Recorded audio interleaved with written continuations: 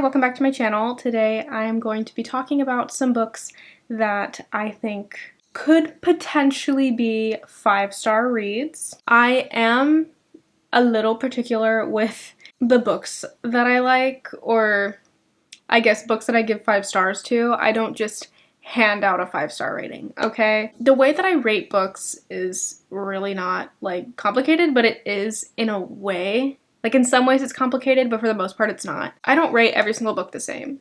And I could make an entire separate video or something just about rating books and my opinion on rating books and like critique on literature and whatever.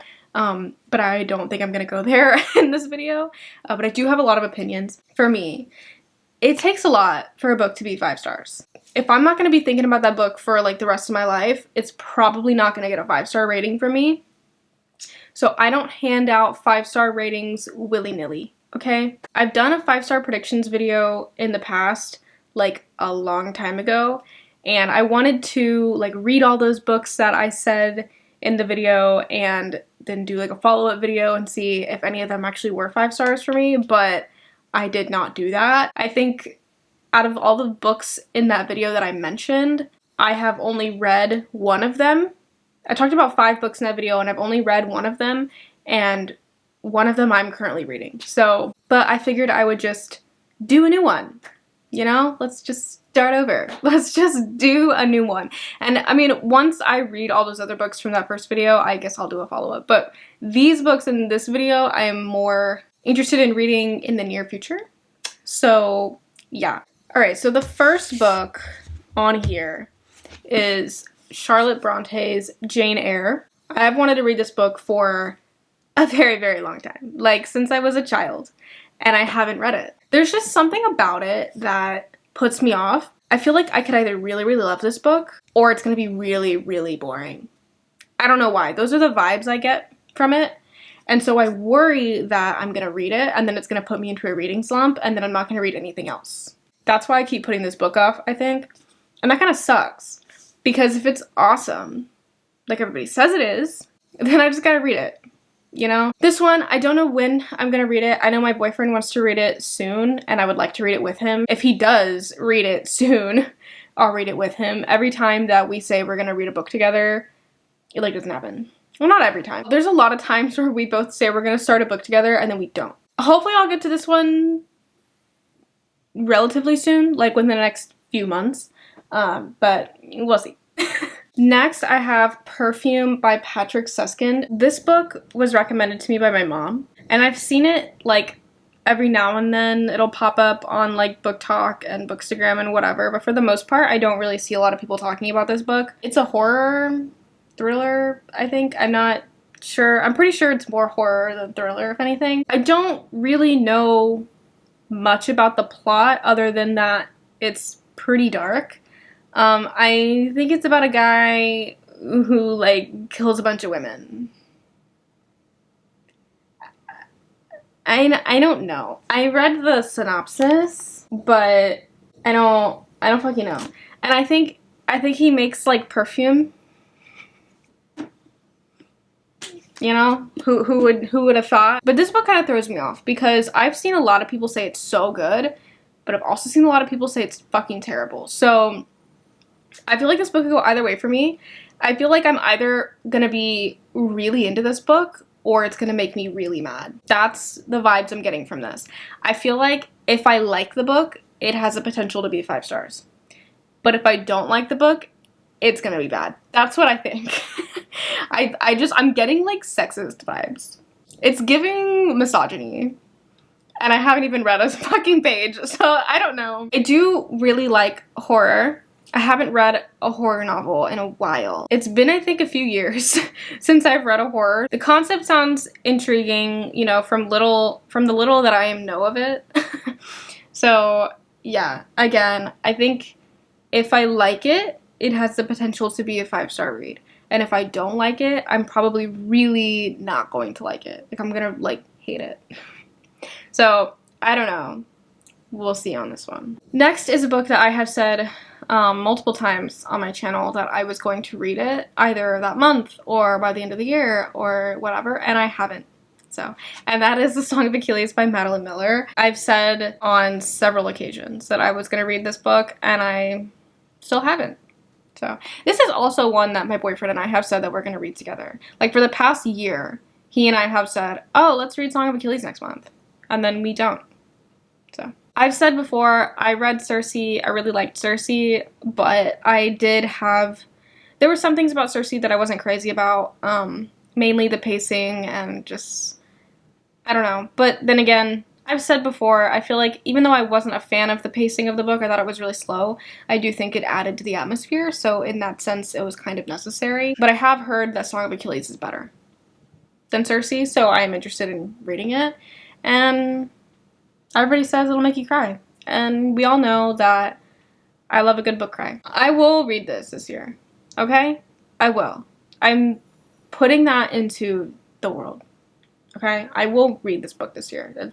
We're getting it done. Next is Northanger Abbey by Jane Austen. I actually started this audiobook, oh my gosh, I don't know, maybe 2 years ago now. I started the audiobook and I listened to not that much, maybe a handful of chapters, but I liked it a lot. From what I had listened to, I did like it. I was enjoying it, but it just kind of wasn't exactly what I wanted at the time, but I did like it. I don't know, I thought it was really funny, like all of her books. I want to finally read it and finish it, and I did want to read it physically, so I got a physical copy. But I recently read Sense and Sensibility by Jane Austen, and I loved it, and it just re-sparked my love for Jane Austen. So I do want to read this one and finish it. With Jane Austen, I feel like it's hard not to be 5 stars, so, you know, like I can just assume this will probably be a 5-star. It might not. It might be a 4. But I doubt it'll be a 3, so, you know. The next book that I think has the potential to be a 5-star read that I've mentioned a couple times on my channel before, also saying that I was going to read it and then I didn't, is Rebecca by Daphne du Maurier. This is also a book that was recommended to me by my mom because I believe it was a Netflix show. I don't know if it's a show or a movie, but there was a new adaptation that came out for this book a couple years ago now, I think. And a lot of people enjoyed it. My mom enjoyed it. And she told me that I should read the book. So Rebecca, from what I understand, is about a woman who marries a man whose previous wife has died.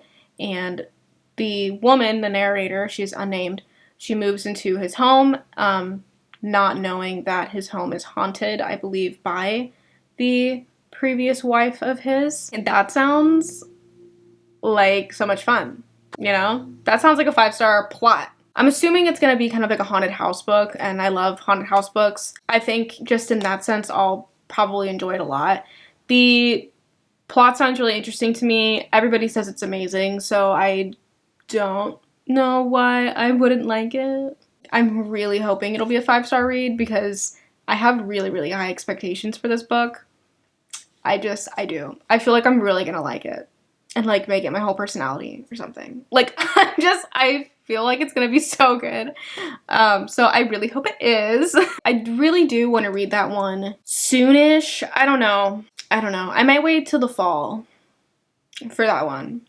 For, like, the atmosphere, you know? I don't know if summer is the vibe for that. If I'm in the mood to read it by the pool, then I'll read it by the pool. Like, it's fine. Next, I have I Who Have Never Known Men by Jacqueline Hartman. I actually recently just picked this book up. I've seen it a little bit around in the book sphere, I guess. So I haven't seen too much of it, but from what I have seen and heard, it's all great things. A lot of people say it's just amazing. So again, I do have high expectations for this book, and I hope they're met. I really do.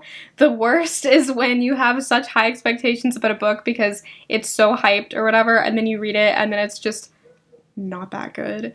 That is the worst. I don't think this book is going to be like that. I really hope it's not because the plot sounds really interesting. This book is about 39 women who are imprisoned in a cage, and they have no memory or recollection or anything about how they got there and why. Does that not sound intriguing? It does. You can't tell me it doesn't. So I'm looking forward to read this one. It's really short, so it should be a pretty quick read. The final book that I believe will be a 5-star read for me. And I think out of all of these books, this one I'm the most confident on. I really think this is gonna be a solid 5-star read for me, is Outlander by Diana Gabaldon. My grandma and my mom are really into Outlander. Okay, I think like every mom is really into Outlander, or like every grandma. I don't know. That's just what I've observed. I feel like it's Outlander, Downton Abbey, and like something else that like grandmas and moms are just really obsessed with. I love historical romance, and I love historical fantasy. And if you put those two things together, I'm a happy gal. The whole entire plot, like the entire plot and world and everything about the Outlander series, I mean, particularly the first book, because I don't know the plots of the other books, obviously. I've never seen the show. I have no idea. The plot of the first book sounds so cool to me. There's time travel. You know, we're in Scotland in the 18th century, and then we're in, you know, the 1940s. Like, I don't know. It just sounds like a really great time. I don't know if it is like a great time in the book, but like me reading it sounds like a great time. You know what I mean? You know what I mean. I have wanted to read Outlander for a really long time. This has been on my TBR for a few years now because I realized that I love this type of genre and this kind of book. I love historical romance. I love historical fantasy, like I've already said. However, I've continuously put off not only reading it, but just getting it in general because it's so long. Like, committing to a book that's more than 600 pages is kind of a big deal. That's a long book. I think we can all agree. That's a long book. If a book is over 600 pages and it's not already in a series, like if it's not like a sequel or something in a series that I'm already dedicated to, then it's a commitment, okay? It's a long book and it's a commitment. Outlander is like 800 something pages and it's book 1. Crescent City, like the first book of the Crescent City series by Sarah J. Maas, was like 800 something pages as well, and it was the first book in a series, and that took me like 2 months to read because I couldn't like get into it as much. I have a feeling that Outlander is gonna be better. So I don't know. I particularly picked it up because I have a 10.5-hour flight coming up in the next month. And I was like, you know what? I'm gonna read this shit on the plane. I'm gonna read it on the plane. I don't know if I'm gonna finish it on the plane, but I'm at least gonna start it on the plane, and I'm gonna have nothing else to do on the plane except maybe watch a movie or something. So I'm gonna have to read it, and I'm gonna commit to it in that moment on the plane. Like I said, I don't know if I'll finish it on the plane. I feel like I probably could. I mean, it's 10.5 hours, probably not. I gotta like sleep at some point, but I can probably get through a good chunk on the plane. You know what I mean? And then that will set me up for success later on when I want to continue the book. So yes, Outlander. I am very, very excited to read Outlander. Probably out of all of the books on here, like I said, that's the one I'm most confident that I really think will be a solid 5 stars. But that's also the one on this list that I'm probably the most excited to read. Even though it's so long and I hate that it's so long, but I don't know. Maybe it'll fly by. Maybe it won't be that daunting once you're in it. You know, because like sometimes there's those books that are so long, but once you're reading it, you're like into it. Like it's moving super quick. But nonetheless, I'm excited. I'm excited. So those were all of the books that I have today to talk about that I think will be 5 stars. Some of them a little on the fence. I'm not too sure. Some of them I really do think will be a solid 5 star. I do plan on doing a follow-up video to see if these books were 5 stars. I don't know when the follow-up video will be because I don't want to say that I'm going to read all these books next month, because if I'm not in the mood to read Perfume next month and I force myself to read Perfume, I'm going to get into a reading slump and then that won't be fun. So I don't know when my follow-up video will be to this, but it will be at some point. At some point, I will have read these books and I will do a follow-up. And yeah, that concludes this video. Thank you so much for watching. I hope you enjoyed. As always, all of my socials are linked in the description box down below, so feel free to follow me on there. I have my Bookstagram, Book Twitter, Goodreads, Book Talk, all of that. And yeah, I'll see y'all in the next one. Bye!